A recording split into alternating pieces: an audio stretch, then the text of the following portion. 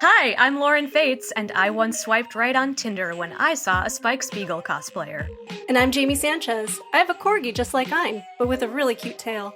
Are you ready for the beat? I am ready for that beat.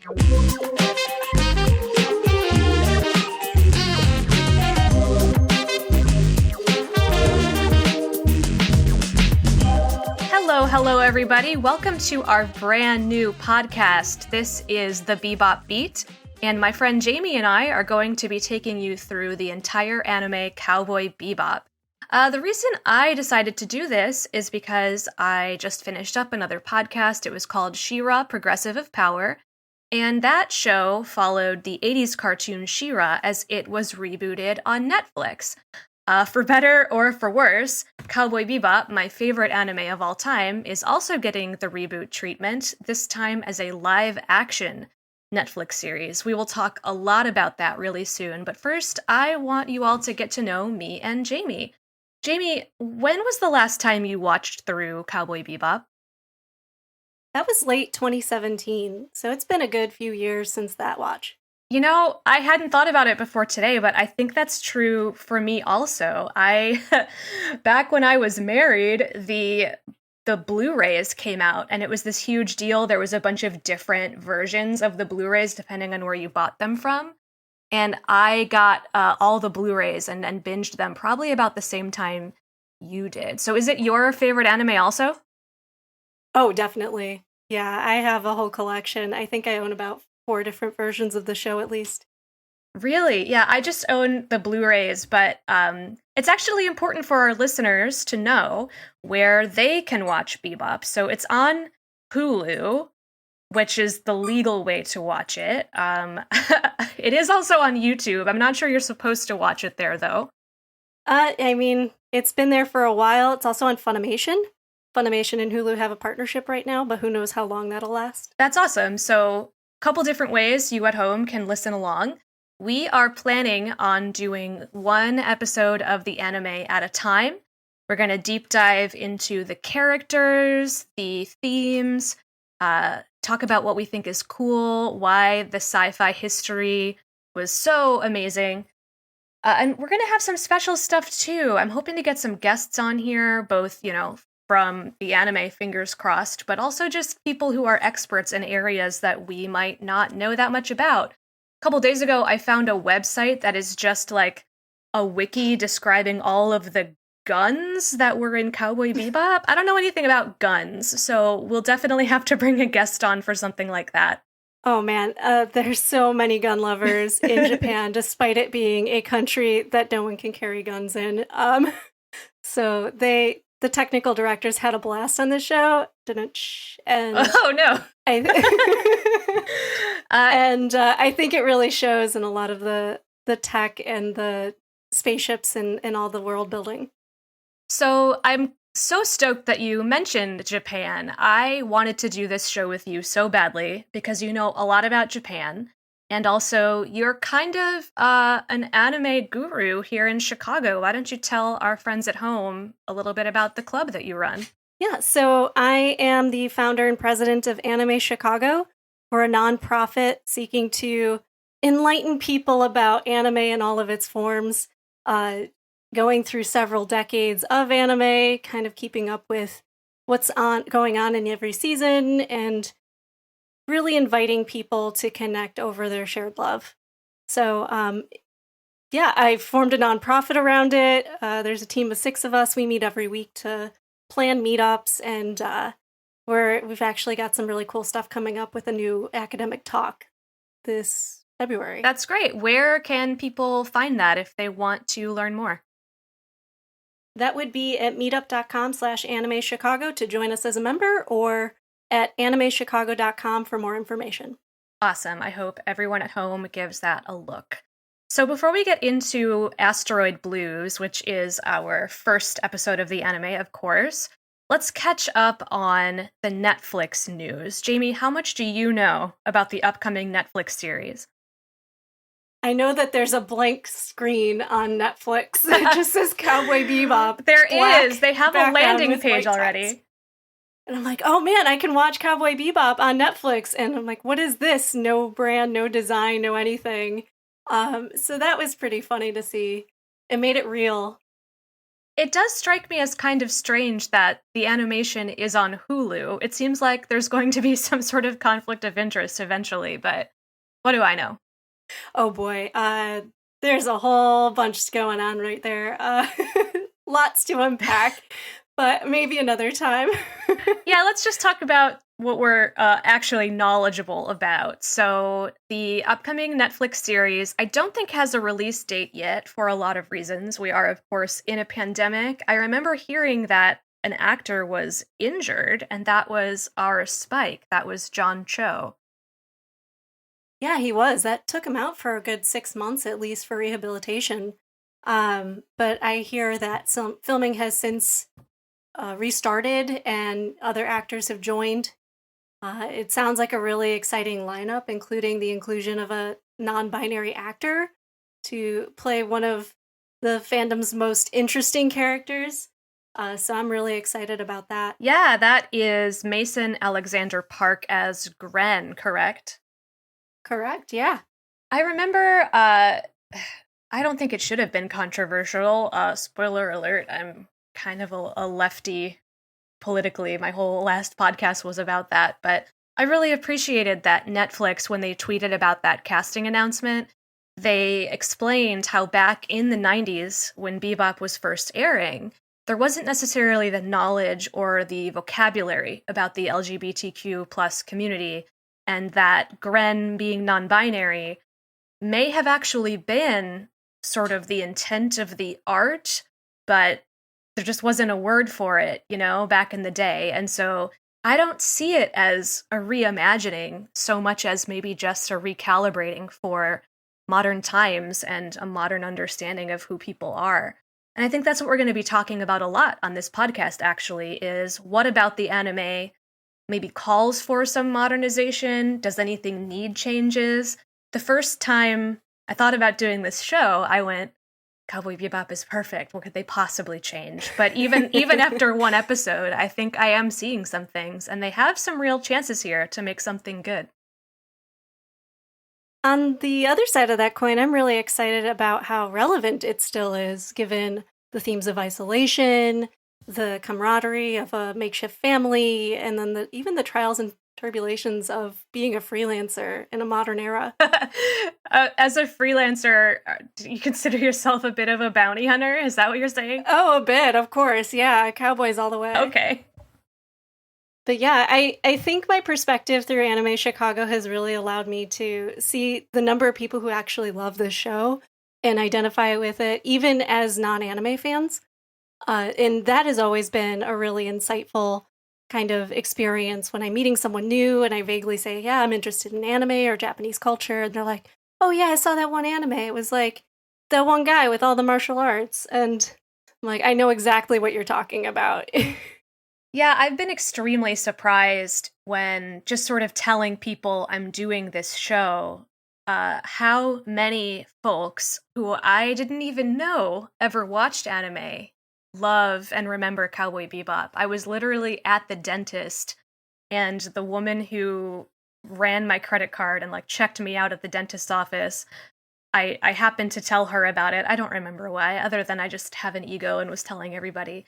And she was like, oh my gosh, I loved Cowboy Bebop, and I also loved Samurai Jack, and you're doing a podcast. Did you ever listen to Buffering the Vampire Slayer? And we talked for 20 minutes. And so, lady at the dentist whose name I didn't get, I hope you're listening. That's a delightful story. I still think I have the paint on fluoride on my teeth. That stuff is gross. Before we go any further, not to just read off of the Google, but we also have in the Netflix show Mustafa Shakir as Jet Black, Daniela Pineda as Faye Valentine, Alex Hassel as Vicious, and Elena Satine as my favorite character, Julia. And we'll get into my love of Julia, I think, some other time. Strikingly missing from this list is Ed. Yeah, it makes me wonder if it's going to be so gritty that they can't fit in the kind of childhood whimsy that Ed brings to the show. I would be so disappointed. My fingers crossed theory is that they're just going to pull some nobody child actor whose career is about to take off, and whoever that is, they're just sparing that person the like wave of inevitable internet harassment, right? I hope it's that, and that Ed is in this show. I also hope it's not that gritty. I was so happy when She-Ra was an optimistic and colorful reboot and they didn't go in a gritty direction. If this is the gritty, dark reboot, I don't know how I'll feel. Yeah, I also don't feel like the world needs that at this time. Like, especially in an era where you could do some really amazing things with CG and play with a very fun and vibrant world as Cowboy Bebop and its energy. I definitely don't want this to be like the Spike Spiegel Sad Show. Original Cowboy Bebop is a little bit the Spike Spiegel Sad Show, though, isn't it? So I turned my hand and I said who my favorite character is. Jamie, who is your favorite character in Cowboy Bebop? Oh, man. So I'm gonna, at risk of sounding like a real sad girl anime fan, I really like Vicious, and there's absolutely no reason. Whoa. You've blown my socks off. I can't believe this. Please continue. I'm sure we'll get into it in later episodes, but primarily my interest in Vicious is that he has literally 10 minutes of screen time, and he's the absolute propulsion of the entire story. Well, interestingly, I feel that way kind of about Julia, too. She's not there that much, but she drives the Spike Spiegel Sad Show so much. My interest in Vicious is his hair and bird. A man with great hair and a pet. How wonderful. He's really a blanket figure you can kind of map any personality to or backstory to, and in so many ways he's become this euphemism for like Spike's real angry moments and this dark mysterious guy. But as you'll hear later on, I guess I'm into sword boys, so that's a thing. Oh no. Wait, Sephiroth? No, I have standards. He's a silver hair sword boy. What's the difference? No, I don't know. There's like 3 hot topics between him and Vicious. You mean the store? Like 3 the actual hot topic store establishments you have to get through before you're in like that much leather. Okay. Correct. We're aging ourselves a little bit. Hot Topic is not really like that anymore. Nor are malls. Are malls a thing? Oh no, my COVID sads. They're escalating. So, if you hadn't known a couple things about the Spike Spiegel Sad Show, it opens with some very somber cutscenes, stills mostly, of what we're presuming is a previous life or some kind of flashback, all very desaturated, a red rose, and a big gun shootout. And then we juxtapose it immediately with the loudest jazz opening possible. Yeah. Knowing how the show ends, and I'll warn everybody at home, this is not going to be a spoiler-free podcast. We assume, hopefully, you've either watched Bebop by now and are listening to this because you love Bebop, or you're willing to be spoiled a little bit because it's been several decades.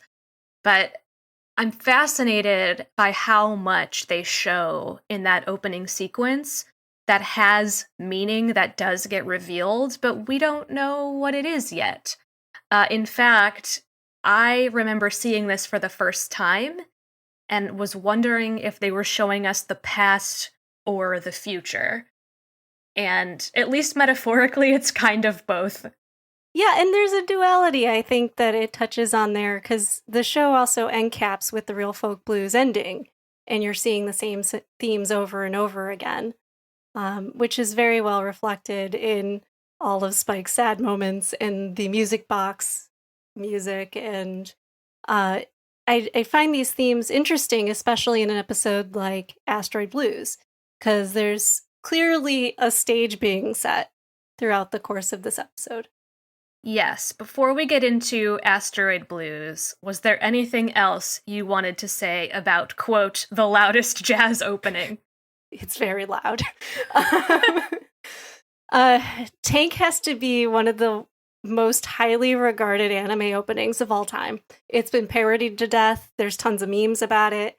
Folks just really know those first few whatever they are.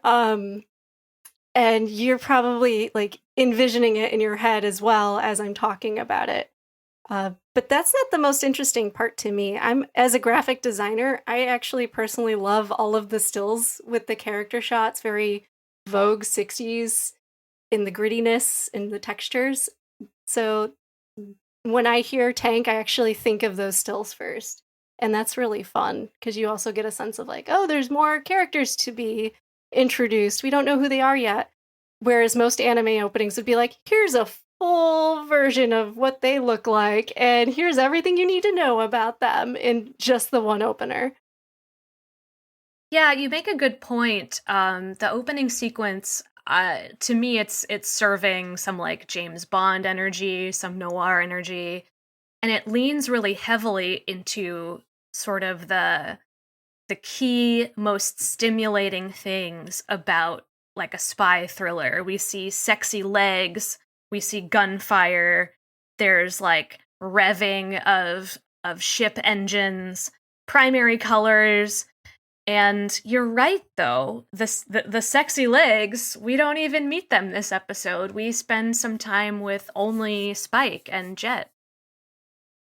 Yeah, so it's a very interesting opening that, to be honest, I felt like was dead on for an introduction, given that it's one of the first things you see in the show. Sometimes an opening sequence in an anime has no real connection to what the content is in later episodes. Yet this is the opening for 26 episodes, which is kind of unusual in the anime world. It is. There is sort of a tropey anime-ness, though, to the fact that the opening is extremely upbeat, and then the ending is a lot more somber. The real folk blues, we're back to the rain, and the roses, and the Julia staring into the window, and her somber reflection. That shows up in a lot of anime, like, and now our sad downer ending, where we think about our sins. So, Lauren, how do you feel about Tank and all of the graphics that go with this opening? I mean, I agree. Tank is one of the best anime openings of all time. I actually find it hard to look at in an unbiased way now because so many shows have pulled from it. You know how sometimes you'll be watching like a Western film and you'll see things that you know you've seen 100 times before. There's like a row of cowboys and they're all riding into town in a line, or there's a cowboy in a duel and like the wind sort of blows his poncho to the side and you're like, oh, this again? But some film invented that. There was an era of film that started that. And Yoko Kanno with Tank, and to a lesser extent the Seatbelts with their musical contributions to Bebop, they invented a lot of stuff that you see in anime for just years to come.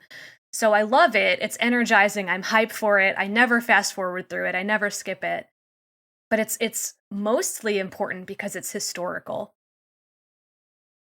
Yeah, and I think there's a lot to be said about setting a show with lots of somber points, with this high energy, assemblage of loud noises, right? It's trying to be the jazz of anime somehow, or defining a new genre, as they kind of say in the art books or on the stills and things like that. And yeah, I find it ambitious and fun and goofy in some ways, but still its own thing and honest and true to the characters and the settings. Have you ever read the words, or more likely Googled the words that are flying around in the background during the title sequence? Oh man, they are a lot of not well written English words. I'm going to read it to you. Please. Once upon a time, in New York City in 1941, at this club open to all comers to play, night after night at a club named Minston's Playhouse in Harlem, They play jazz session competing with others. I'm sorry about this grammar, it is as written. Young jazzmen with new sense are gathering. At last, they created a new genre itself. They are sick and tired of conventional fixed style jazz. They eager to play jazz more freely as they wish. Then, in 2071, in the universe, the bounty hunters who are gathering in Spaceship Bebop will play freely, without fear of risky things. They must create new dreams and films by breaking traditional styles. The work, which becomes a new genre itself, will be called Cowboy Bebop. That is aspirational. There's a little bit in there. I honestly don't think anything was made quite like Bebop before Bebop. It is kind of its own genre. I don't know about many space westerns that I cared about before this one. I cared about some space westerns after. Yeah, and you can clearly see which creators of future space westerns or alike have been inspired by Cowboy Bebop in many ways. Like, that's pretty obvious to me in certain contexts. Yes, and another key point of this show, I think, will be places Cowboy Bebop has popped up elsewhere, but we'll save that for another day. What I want to talk about right now is our two main characters. We spend this episode with Spike Spiegel and Jet Black. I want to take a second to thank our friends who have written into our Gmail already. If you would like us to read your thoughts on an upcoming episode of the anime, please send us a message at bebopbeatpodcast@gmail.com. We already have some awesome thoughts about Asteroid Blues, and first I have a letter from Wah. He says, "The first episode of Bebop is what sold me on the series. It's the perfect pilot. Its 24 minutes encompass the key qualities of the series that I love. A grungy atmosphere, cavalier violence, a low-key sense of humor, and of course, tragedy. Asteroid Blues is the complete package and excellently kicks off the series. Parts that stick out to me specifically are the fact that it's the only episode with an overt South American-inspired setting, which we'll get to in a second, and that it's the only episode that features Spike and Jet before they meet the rest of the cast." Thank you, Wah. That is an awesome way to kick off this discussion. And yeah, we see, speaking of kicking off, we see Spike doing martial arts, shirtless, he's sweating, he's in control of his body, and then we see Jet kind of doing his own art, using his body in his own way, making bell peppers and beef, and that is how we meet our first two heroes. Anti-heroes?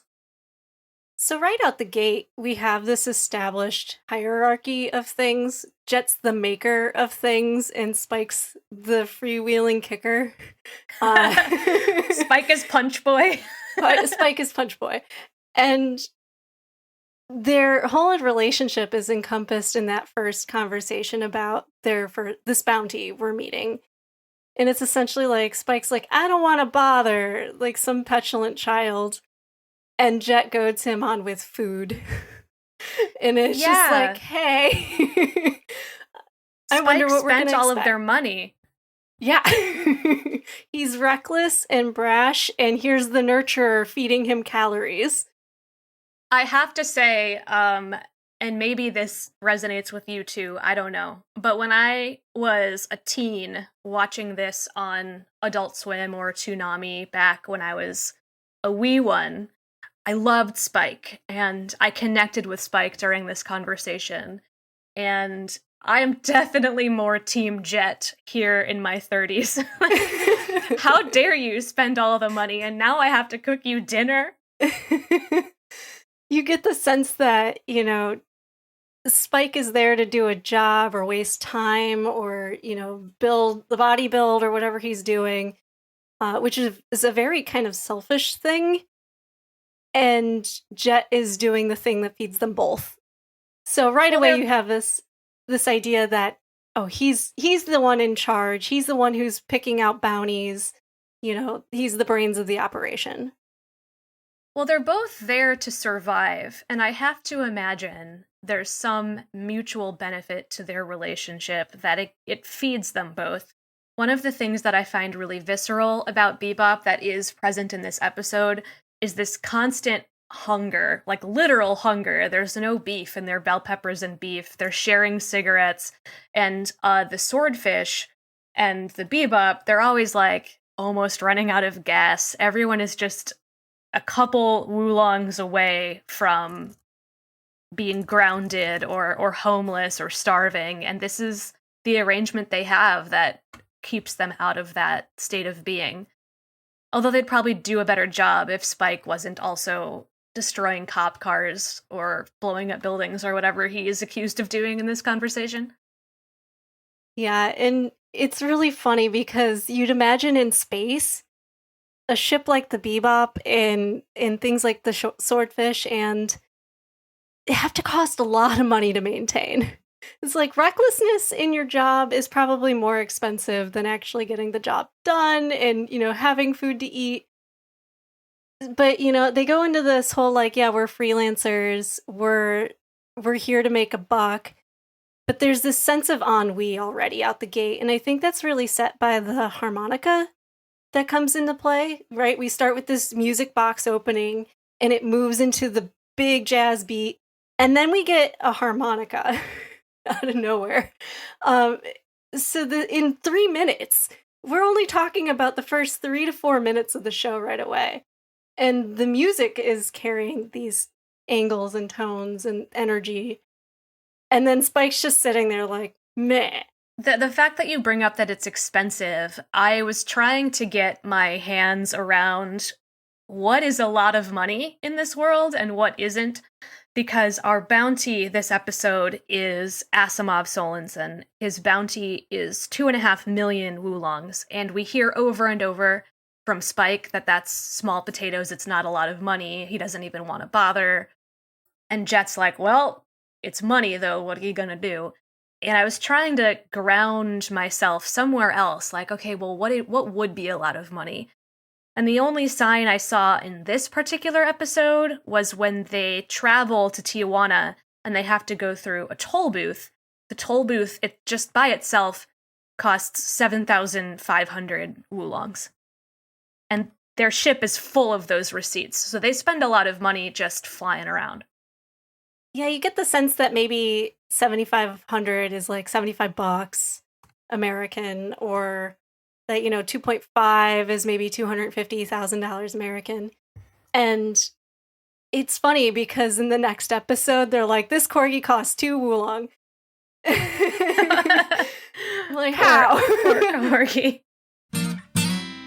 So I also noticed that on the side of the ship, it says Bebop 268170. I don't know about you, I was unable to find any significance for that number online. And so if you know something, please share. But if not, I'm putting that out into the world to our listeners. This is our first, mystery. What is 268170? Beats me. Well, let's talk about our bounty. We have Asimov Solensen. He is wanted for breaking into a bank, robbery, and bodily injury resulting in death. He is a former syndicate member. He took all of the red eye or bloody eye from the syndicate on the way out with the hopes of selling it to escape Mars with, I guess, his girlfriend. But interestingly, he is not wanted for drug use. I think that's an oversight. This guy is on super cocaine, if you haven't noticed. Well, yeah, but maybe he hasn't been charged for that, I guess. You had some interesting things. We were talking off mic, though, about why you think maybe this drug was presented as an eye spray, or it's presented as so deadly serious that he uses a drug. So some context here is that this was a show commissioned by Bandai Toys, to air on television in the Japanese market. And in Japan, drug use is highly illegal. Even something as a little bit of pot will ruin your acting career. forever. So, and it'll put you behind bars for a long time. So the assumption here is that to skirt around these kind of norms and still present this as a really gritty story about, mafia and drug use, they present this as like an eye spray so that it's not traditionally administered like a cocaine would be snorted or, shot up. They don't want to depict that in the anime because that would get flagged by censors immediately. I was doing some internet searching just to try to see if, like, any other drug is really like this in the real world. I used to actually work at an optometry school, and eye drops are not the same thing as this. There's a lot of discussion online about eye drops. But the only fun thing that I found was that there's a video game I've never played called RimWorld, and there is an item in RimWorld called the Neurotrainer, and it is a drug that sprays into the eye. But someone on YouTube caught that the tiny, tiny pixel art looks extremely close to the dispenser that Asimov uses, and that might actually be a Cowboy Bebop reference in that game RimWorld. I don't know, that's not really confirmed, but I think it has to be. I bet it is. Some nerd worked on that video game. We'll now. It is. Sure, why not? I believe you when you say that drug usage must be a pretty big deal culturally, though, because at the end of this episode, not to jump too far forward, there's just a huge police barricade, both on the planet, well, on the asteroid, and up in space. And if he's this small fry bounty, he sure warranted a huge reaction from society. Oh, definitely, yeah. He's clearly a really good introductory bounty to this world, I think, in that, he's not worth a lot to Spike, but Spike still bothers anyway. In part that he's bored, in part that Jet is interested because he wants to pay the bills. So I think he's just a very good template of the kind of bounties we'll see later and how they vary and what irregularities there are among them. Whereas, yeah, this is a pretty cut and dried case altogether, aside from this, like, mysterious future drug that's super cocaine. So speaking of Spike's motivations, one of the things that I'm trying to do when I watch these episodes is track any key differences between the sub and the dub. Granted, I don't speak Japanese. I would love to have some Japanese speakers on this show or to write into us. I'm trusting the translation that comes with the Blu-ray. But the biggest difference that I found in this episode is when Spike confronts Katarina outside the gas station. In the dub, he references again that Asimov is a small fry, like low-cost bounty, and he usually doesn't bother with those types, and it seems like he's gonna maybe let them go. In the sub, he says, "Your boyfriend seems sick. I don't deal with weakened nobodies." And the money doesn't come up. He says he's not gonna go after him because he's, like, ill, and it's almost like it wouldn't be fair or it wouldn't be honorable. And so I think the dub version brings the fact that it's a cheap bounty more forward in the story than maybe the original does.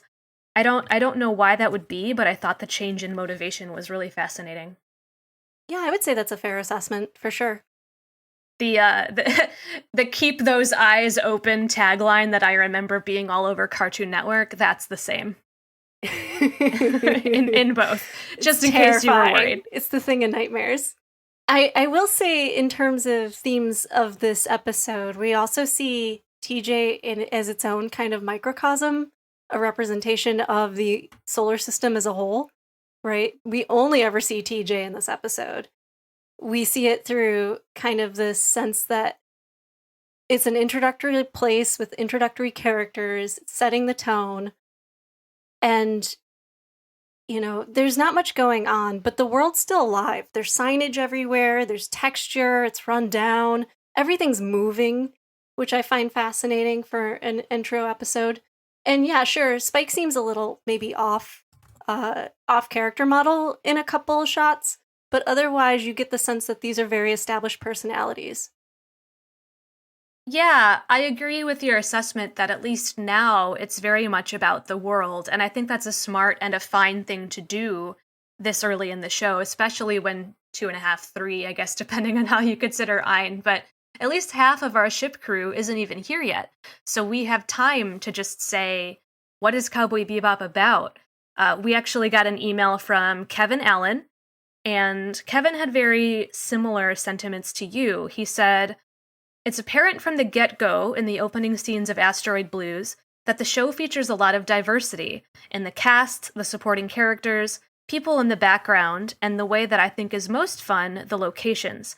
Having a diverse and colorful ensemble of people is a common thing in sci-fi futures, but the thing that sets Cowboy Bebop apart is that it mixes and matches recognizable settings and characteristics to demonstrate diversity within an individual person or culture. And I think that's especially true with Tijuana, with TJ. It is an asteroid. Phil, who is a friend of mine on Facebook, specifically called out that TJ is obviously based on a town in Mexico. And you mentioned the signage, right? The just the stuff that's written all over this location. I was actually watching the graffiti really closely. And some of the graffiti seems to just be generic, like badass sounding words like scorpion and black snake. But in the bathroom where Spike runs into Asimov, there are the words, "We fought in defense of liberty," the word independent, the word God killer, and the word ruling. And I just, for funsies, was like, does that mean anything? What are they trying to say? And Tijuana is known as the gateway to Mexico, between the United States and Mexico.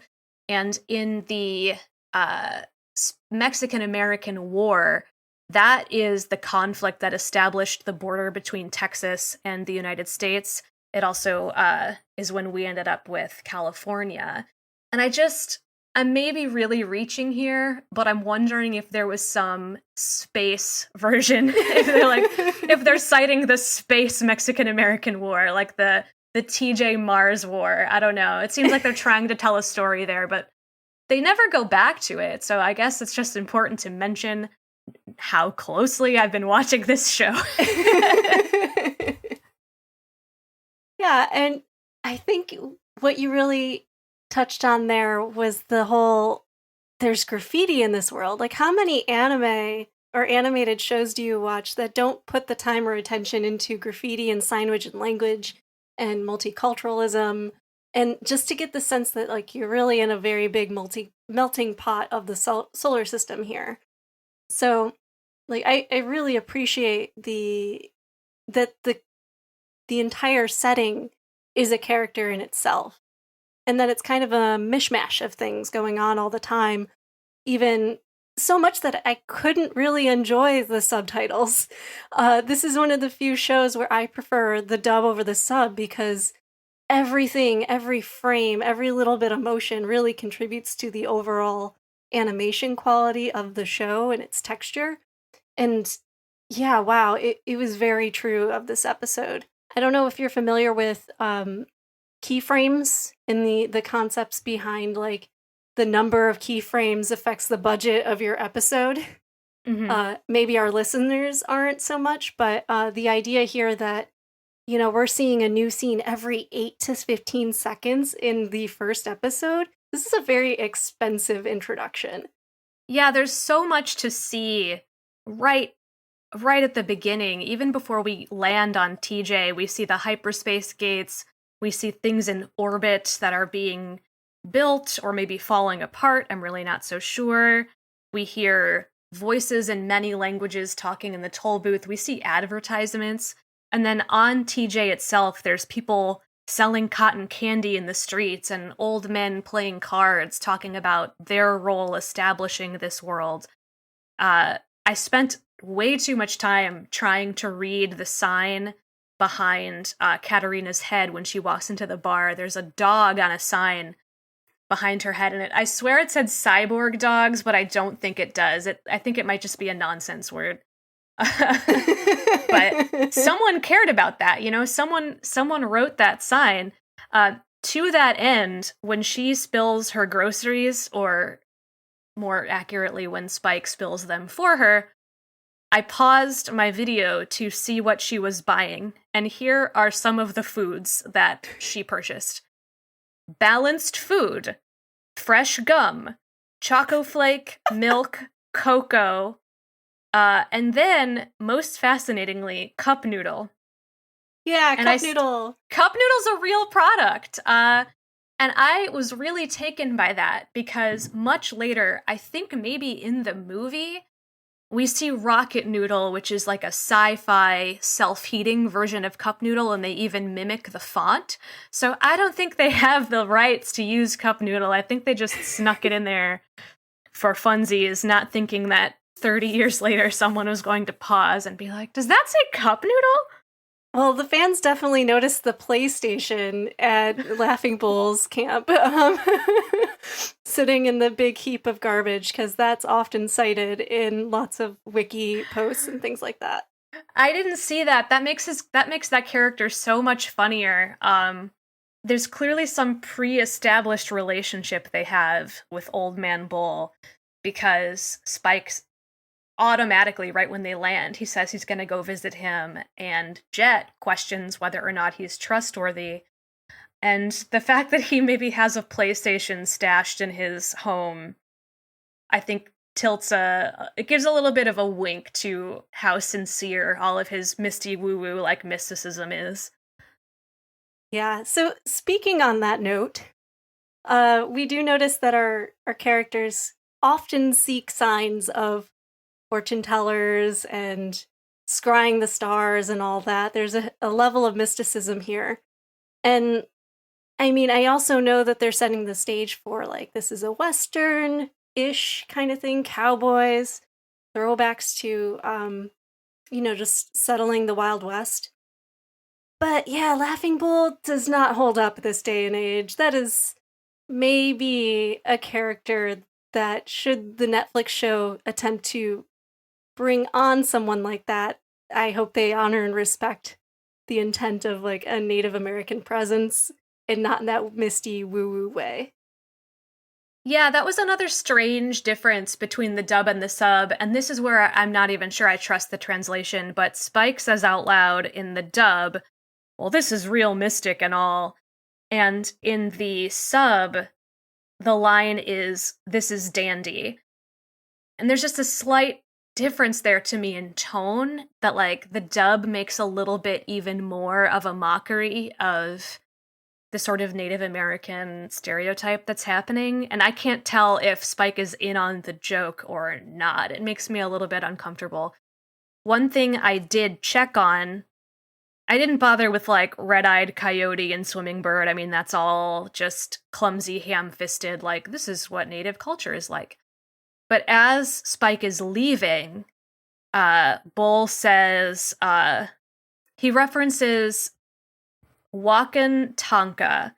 So that's spelled Wakan space Tanka. And I looked that up because I was hoping it was something real, not just, like, kind of a racist word that they made up. And I guess even them just using it maybe is still problematic if it's not used respectfully. But Wakantanka is a Lakota Sioux term. It is the great spirit or the great mystery of the Lakota tribe. And it's sort of like it's the idea that every creature and every object is holy because it is united by this one great spirit, and this great spirit or this great mystery unites all of us and is within all of us, and thus everything is sacred. Wakantanka existed before creation, created 4 gods. Those 4 gods then created 4 companions, and from there, creation sort of continued until the entire earth existed. And so, I guess when this character says, may Wakantanka bless him, he's referring to, like, the great energy that unites all of us. I think the problem for me is that It's almost referred to like a person or an individual god and shows a misunderstanding of the culture. So, all to say, Netflix can just not put this in. It's rough, right? Because we know, spoiler alert, how this series kind of ends with this character too.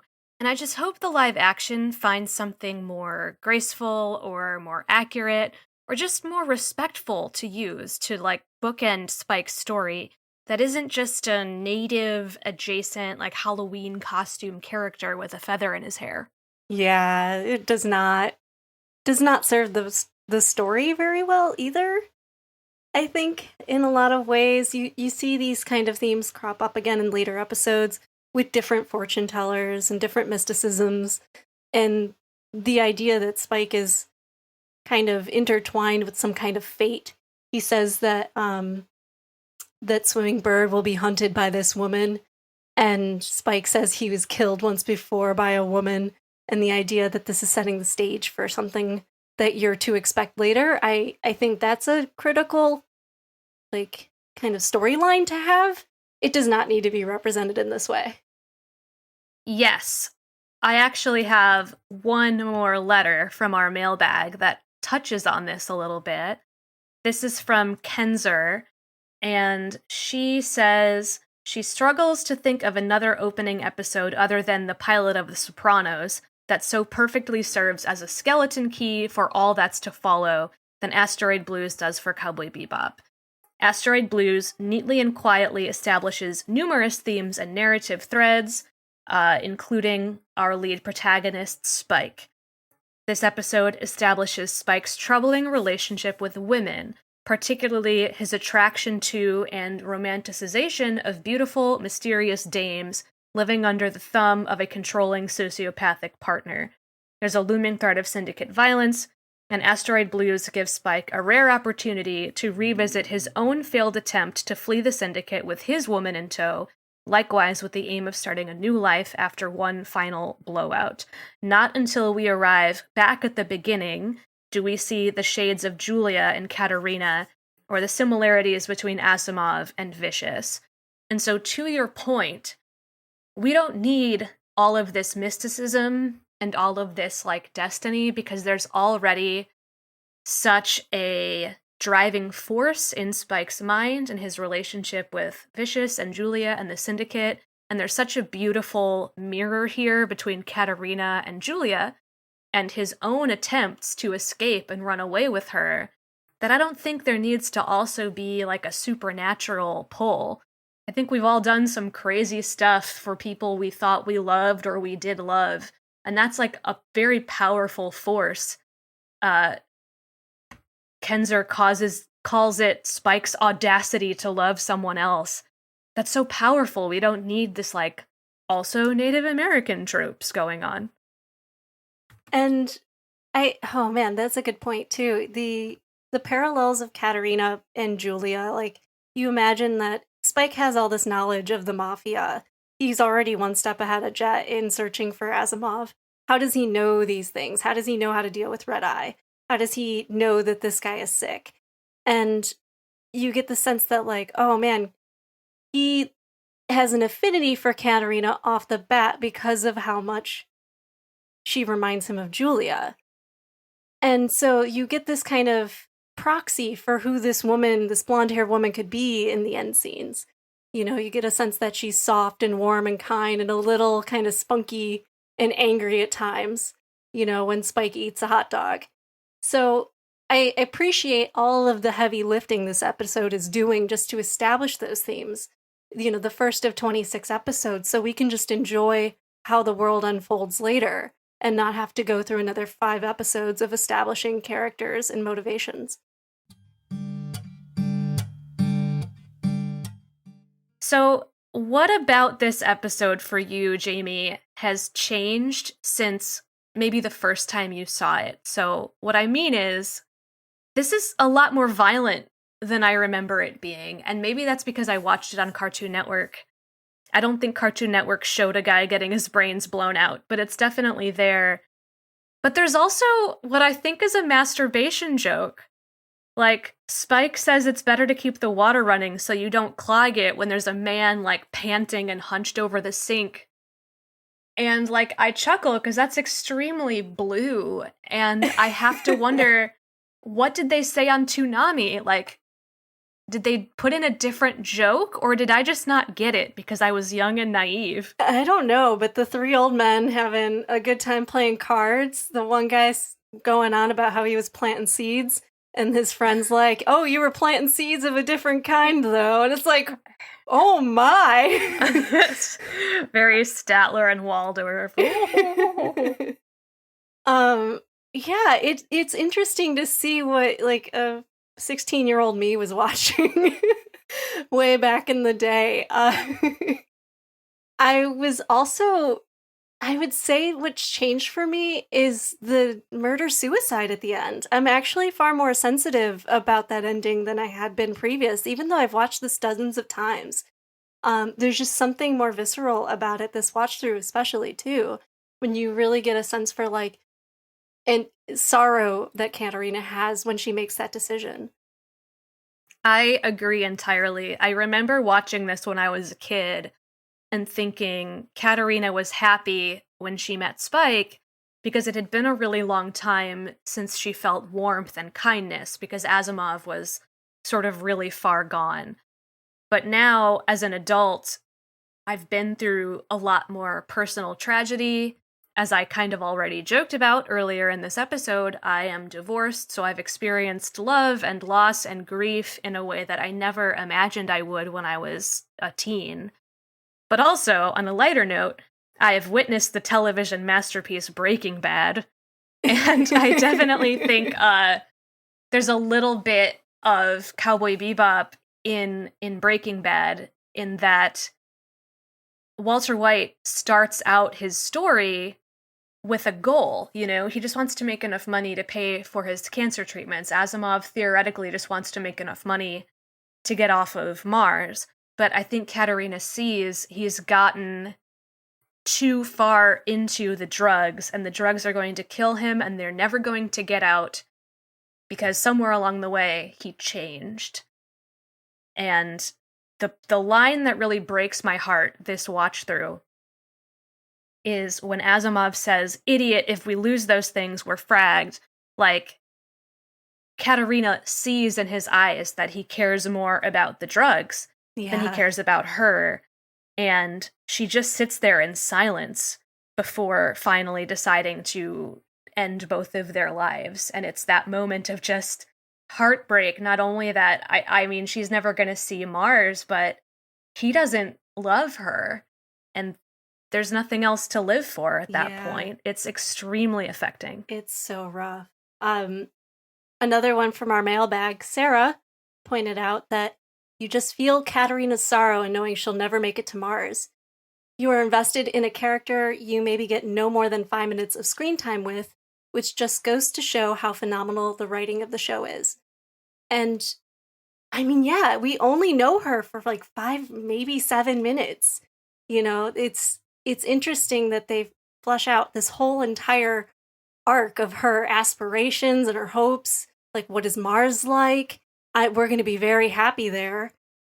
And then it's all over, you know, in the next 10 minutes. I will definitely be watching this show with a much more adult pair of lenses over my eyes, I think, than maybe even the last time I watched it just a couple of years ago. Oh, yeah, definitely.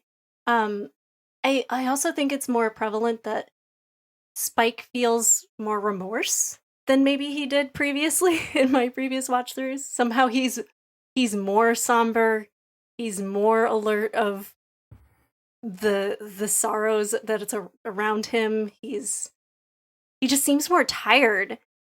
Maybe that's just me, like, projecting on him. So what you're saying is, it's the Spike Spiegel Sad Show. Oh, yeah. Jamie, is there anything else in this episode that you want to point out? I would like to point out that Presidente is a real popular brandy in Mexico. It's not, like, super expensive, but people like it, so Jet taking it for himself is pretty funny. And also, Spike has adorable driving gloves. A couple things, yeah. One thing, Kirk Thornton voices Asimov in the English dub, and he's actually very well known among anime fans as Gabumon in all of his Digimon transformations. Oh.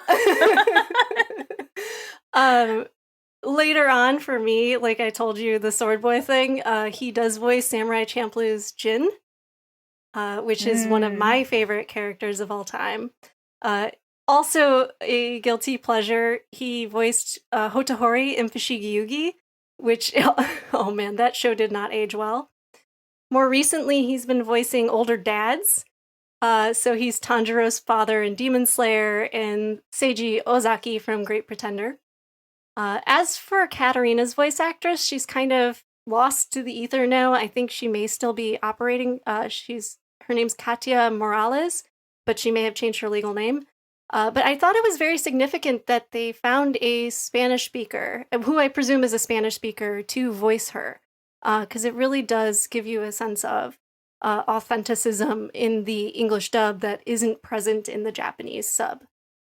Oh, that's good. I quietly wondered if that was just someone putting on their best Mexican accent, and if it's just for real her voice, I am more comforted. Mm-hmm.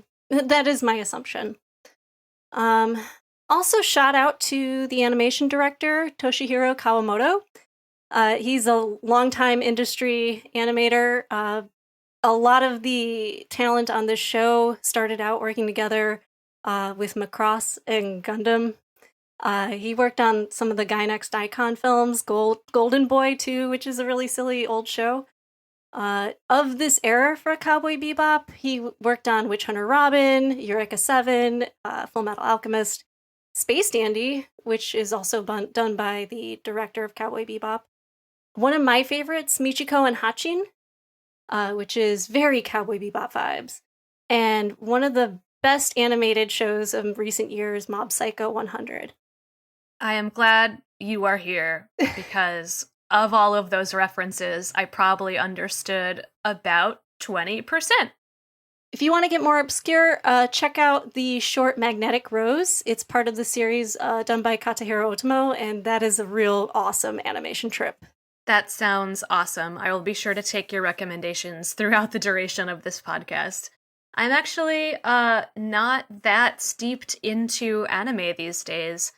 I just finished up Carol and Tuesday, which is from the same director as Cowboy Bebop and has arguably been written in the same universe. I don't think that's canon, but that's really the first anime I think I've watched in years. It was well produced. I would recommend that too. It's a good watch through. It's definitely lighter themed than than the show. Well, sort of. It goes places. It does. It does get into like immigration and deporting and jailing people, so no one's brains get blown out. Yeah, it's fair. If we're talking purely violence, Cowboy Bebop wins.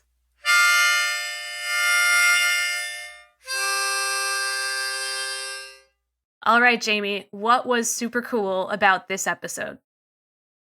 All the action takes place on an asteroid, and it's like a man-made, terraformed asteroid with circular land that rolls up into itself, like that one movie, what's it called? The Tesseract. And they're farming space. Avengers? No, never mind. This will come to me in a fever dream at like 3 a.m. I think it was really cool the way they depicted the space atmosphere. Like it's kind of walled off by some weird like glass that's hexagonal, but also you get to see the infinity of space, and that's terrifying. I could never live on this asteroid, is what I'm saying. And Lauren, what was your favorite part about this episode? I mean, favorite parts, many favorite parts, but if we're just getting into like what looked cool, what was the thing that made me go, ooh, that's cool, which I think is the point. This is our first time seeing the Bebop, and I always just grooved on the fact that like in the hallways like half of the ship would sort of be turning when another half of it was still, and just the mechanics of how that ship sort of undulates and how its engines are going and where people live so close to the machinery. I loved getting our first glimpse of that. That was what was cool. One thing I forgot before we go, and I don't mean I forgot to put it in the podcast, I mean I forgot this was in Bebop. They do bumpers about the next episode. Yes, they do. This one was in particularly kind of funny in that they reference that it's an anime. A very self-referential fourth wall breaking bumper. Yeah, they call it anime for all ages, which is also a lie. I will also give a shout out to Steve Bloom talking with a hot dog in his mouth. That was really excellent work. I gotta hand it to Steve Bloom. I think I prefer the Japanese version of Jet, but I think Steve Bloom takes it as Spike for me. I think I prefer him. In regards to Jet, I think it's okay you're objectively wrong. Bo Billingsley, totally crushes Jet all the time. Forever. Well, fine. We start episode 1 of this podcast in a fight, and that's okay. Jamie, what can our listeners expect, speaking of outro bumpers, later on our podcast? What are some of the cool things we have planned? Episode 2. Episode 3. No, I'm kidding. Episode 2 is Stray Dog Strut. Episode 3 is Honky Tonk Women. We're looking forward to keeping everyone up to date on the Netflix announcements as they come out, so hopefully there's some cool stuff to talk about later. Ideally, some guests. Hopefully no more injuries. I'm going to have my Cowboy Bebop soundtrack vinyl any day in the mail. I was hoping it would be here for this episode, so if not, I guess next week. Fingers crossed. Oh, that's a beautiful pressing, depending on the pressing you're talking about. Yeah, we're going to bring you some, descriptions of new releases, if there are products that you actually will have access to. I know Cowboy Bebop stuff is historically kind of hard to get, but we'll talk about the ones we do get our hands on. If it becomes safe to go to conventions or events again, we might go to some of those. But we will be bringing you every episode of the anime as a rewatch, plus some special deep dive episodes. So if we didn't talk enough about Yoko Kanno, there's a reason behind that. We're going to have a whole music episode in the future and some other genre episodes just like it. We'll also be talking about the very strange manga, and not just one manga with 2 volumes. There's a second one with 3, and neither have anything to do with each other. Wow, I haven't read those, so you will be leading those discussions. Oh boy. Friends at home, bounty hunters, space cow folks, if you would like to join the conversation and be part of our mailbag discussion, do email us. Our email address is bebopbeatpodcast@gmail.com. Our Twitter and our Instagram are also both live. Both of those are at Bebop Beat. We'll put up announcements when our episodes are coming out, but we also want to share lots of memes, so please pile on the memes so we can make each other laugh in what is still kind of a garbage pandemic time. Yeah, and I'm really looking forward to just watching this whole thing all over again and getting a good sense of how the characters transform, because I feel like Cowboy Bebop is a show every 5 years that changes with you and gives you new perspectives. So all that stuff is stuff we want in the mailbag. If this show has affected you in any serious way, please let us know. Or any non-serious way. That's fine too. Sure. I'm also looking forward to getting to know you better, Jamie. We've always sort of been acquaintances in the anime, cosplay, video game sphere, but even just today, I learned some new stuff about you, like you are into sword boys. I'm into sword boys. May more secrets be revealed as the show goes on. I'm not here to give you blackmail, okay? I am absolutely here to give you blackmail.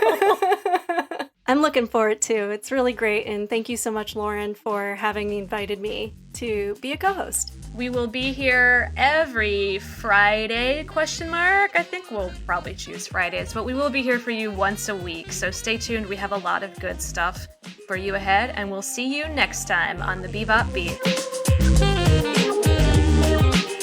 Thank you for listening to the Bebop Beat. If you like our show, please rate us on Apple or wherever you find your podcasts. Find us on Instagram and Twitter at Bebop Beat. Our email address is bebopbeatpodcast@gmail.com. The Bebop Beat is hosted and produced by Jamie Sanchez and Lauren Fates. Our editor and associate producer is Angela Geis. Our logo and art assets are by Kat Janda. We'd like to give a special thanks this episode to Stephen Poon, Judson Ragsdale, and Alex Reynolds.